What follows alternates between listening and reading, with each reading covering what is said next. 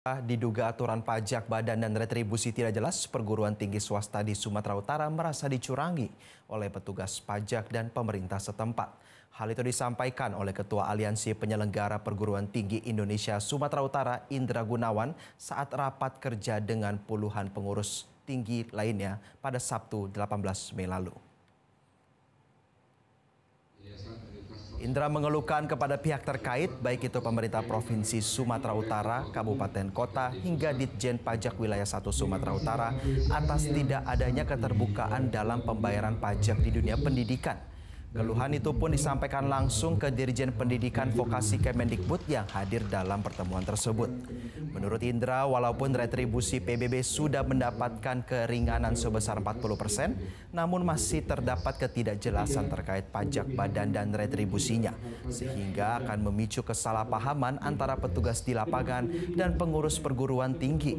Indra berharap dapat ditemukan titik masalah yang dapat meringankan beban pajak bagi perguruan tinggi swasta di Sumut. Sementara itu, Dirjen Pendidikan Vokasi Kemendikbud RI Kiki Yulianti mengatakan Kemendikbud akan coba berkomunikasi dengan Pemda untuk mencari solusi yang terbaik.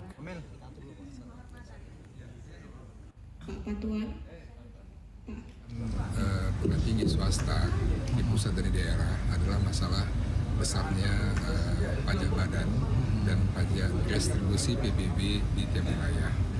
Retribusi PBB itu sudah ada keringanan 40%.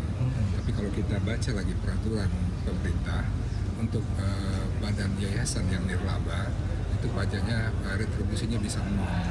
Untuk mengklirkan ini, jangan sampai petugas pajak di lapangan seolah-olah tidak memahami betul atau tidak kurang terbuka kepada pengurus yayasan yang ada di Sumatera Utara di bawah Bupati. Apa yang misalnya dengan pajak, dengan pemerintah daerah yang berkaitan dengan PBB, dengan Kumham, dengan kami sendiri di Kemendikbud. Kelihatan nih, oh yang ini kami komunikasi nanti ke Kumham. Dengan yang Pemda kami akan komunikasi dengan Kemendagri. Jadi dengan penyampaian keluhan itu menurut saya adalah pintu pertama membuka komunikasi. Jelajahi cara baru mendapatkan informasi. Download Metro TV Extend sekarang.